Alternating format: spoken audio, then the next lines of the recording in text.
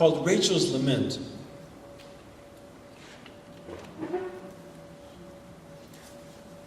It especially kept coming to my mind when we were in Lebanon last week. I don't think I'd ever actually been so close to a country that was so torn up by war before. And to see so much sadness and so much pain there, as obviously there is still here in this country as well, and in this whole region. And this song seems so appropriate because, first of all, of the sentiments that are expressed in it, and second of all, just for somehow because of the topography of the whole place, the whole geography of this land, which I'm seeing for the first time. You'll hear these images go by of the Valley of Bones and the River of Tears.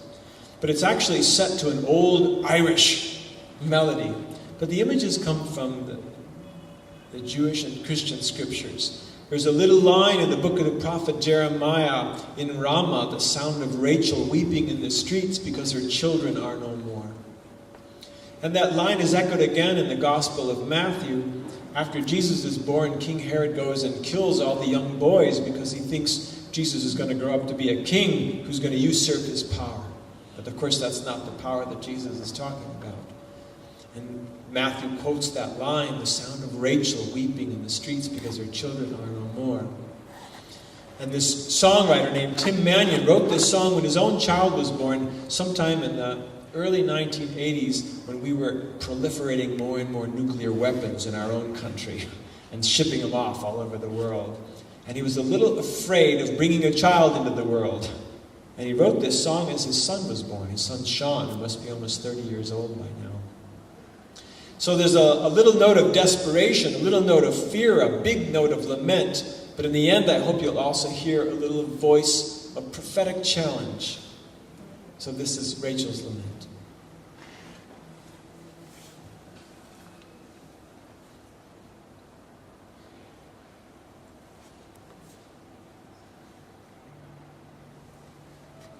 I stand beneath a river of tears that flows down to an ocean of sorrow. It carries on its flood a burden of tears, and it tells no tale of tomorrow. Softly and far there sounds a lament, and it carries along the shore the grief of a mother whose life is rent, for her children are no more.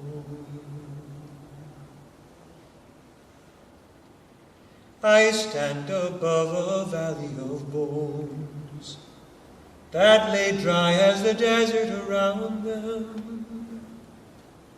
Some are broken and cracked from the falling of stones, and the silence that fills and surrounds them.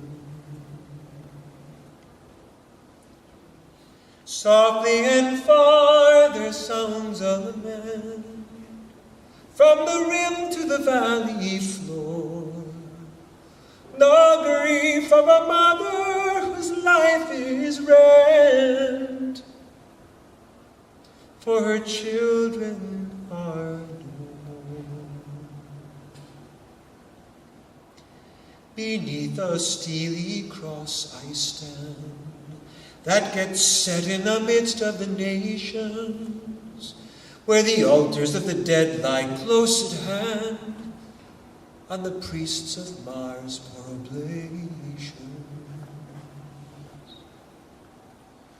Softly and far there sounds a lament, and it presses the temple door, the grief of a mother whose life is rent, for her children are no more. Now the swords of Herod, they rose and fell, and we know they still fall at this hour, yet we cower in the steely cross's spell, so are afraid to turn from its power. Softly and far there sounds a lament, and a warring behind and before. The grief of a mother whose life is rent, for her children are gone. We stand beneath a river of tears, and we pray we will soon see its falling. But while waiting for a sign from the banks we peer, yet we turn our deaf ears to the calling. Softly and far there sounds a lament, and a still small voice implores the strength of a people whose lives will be spent, so that children may die no more.